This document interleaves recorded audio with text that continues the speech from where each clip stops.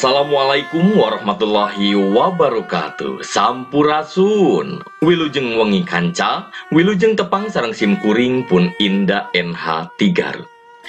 Wengi ieu sim kuring bade maoskeun hiji carita dina Wanda Misteri.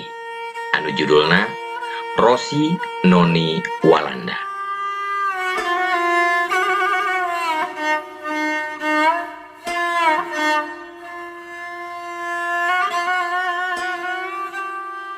Hiji wanci paso sore reuk angkep nutupan langit. Kuring hari ringan bari nginum kopi di buruan imah. Angin sore karasa nyelecep kana kulit, tiris tapi betah. Panon ngareret ka jalan satapak hareupeun imah. Breh aya wanoja make androk kaya sahanapeun tuur, buukna satak-tak make bondu warna bodas. Sawatara detik kuring jeung manehna padu teuteu. Seurina manikot ngagelenyung matak tingtrim kana ati. Oh, maneh geges bisa ningali geuningan. Sugan teh nemongan nangan ka Abah hungkul. Si Abah ujug-ujug keluar ti panto imah, nyamperkeun kuring nu keur diuk di teras. Nemongan, puguh weda juri. Kuring nembalan. Ras kuring inget, si Abah teh boga pangabisa melong makhluk goib. Malah si Abah oge mineng dipentang ubaran warga anu kasurupan atawa kakeunaan ku teluh jeung santet. Puringkah bulu-bulu kuring ngadadak muridin. Tapi maknya aya jurig mani gelis kitu. Papakean ge biasa, teu jiga jurig. Nya di andro make bonu, kumaha we jelema biasa.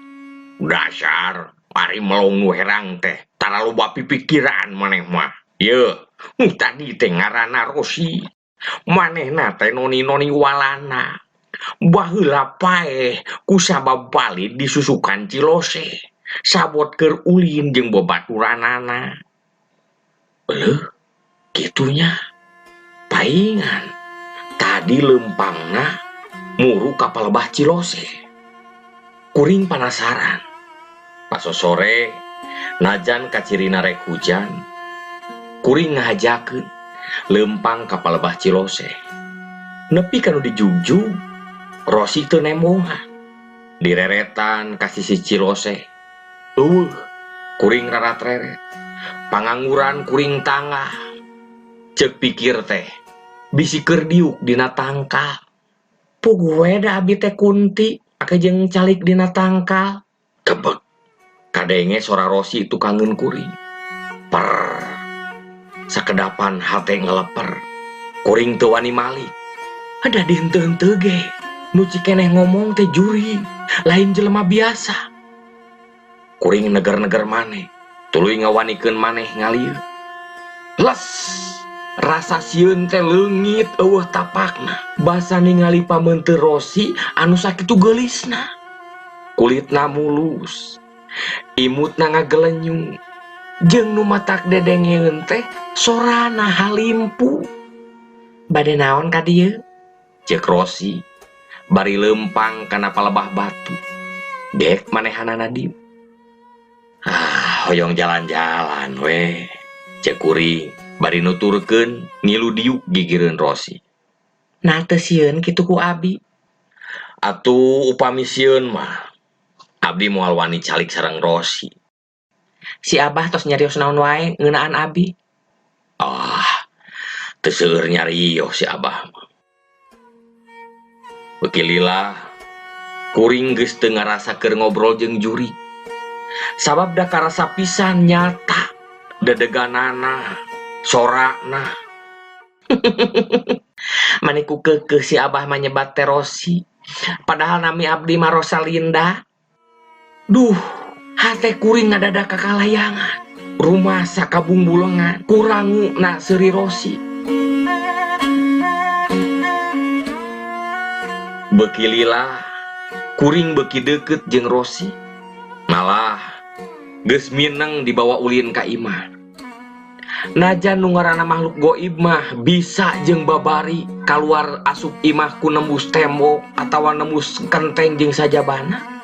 Tapi Rosi mah taradaekeun kitu lamun teu diajak mah.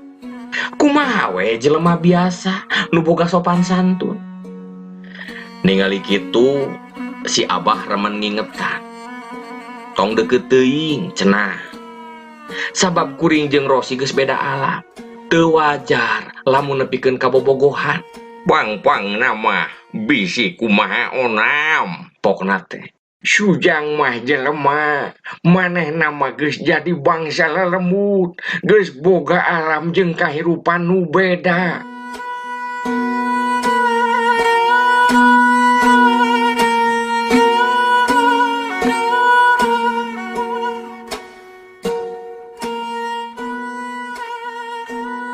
Hiji wanci Rosi ngajak ulin. Sajajalan kuring jeung Rosi ngobrol bari seserian. Telilah Rosi ujug-ujug lumpat. Kadieu berik abdi pamit tiasa mah. Rosi ngagorowo ngajak heureuy bari susurumputan. Ku kuring diudag. Rosi lumpat. Kuring tuluy ngudag. Di tukang kadenge aya nu ngomong. Jang, kade jang. Kuring teu ngarti naon maksudna. Nya tuh manya diburuan kuring di kade-kade jika nurek dileg-leg ku mau kawas kabudak leutik wae. Ku kuring teu dipalireh tapi lengkah mimiti ngalaunan. Nu tadina lumpat jadi lempang. Malah rada semu keketeyepan. Sabab Rosi geus nyumput. Rosi. Awas tingalikeun nya mun kapendak. Kuring nyalukan bari keketeyepan. Panon luak lieu kakenca kakatuh. Bre, katingali Rosi aya di hareup. Katingalina ku kuring manehna keur nyumput tukang ngentangkal.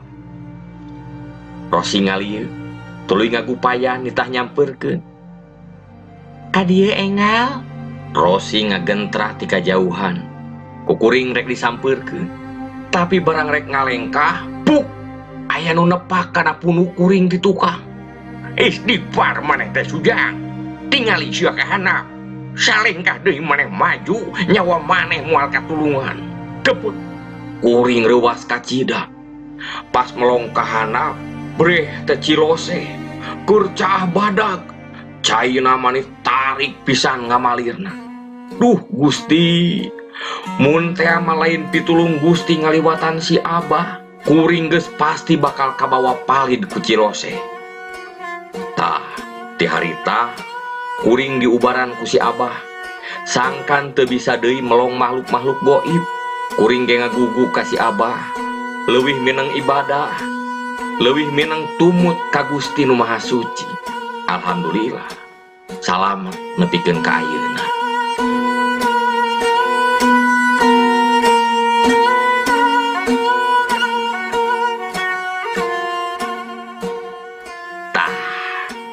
Kitu dongengna Rosi noni-noni Walanda. Sakitu nu kapihatur, hatur nuhun kana perhatosanana. Mudah-mudahan sanes waktos tiasa tepang deui. Sim kuring Indah NH pamit. Wassalamualaikum warahmatullahi wabarakatuh. Cah.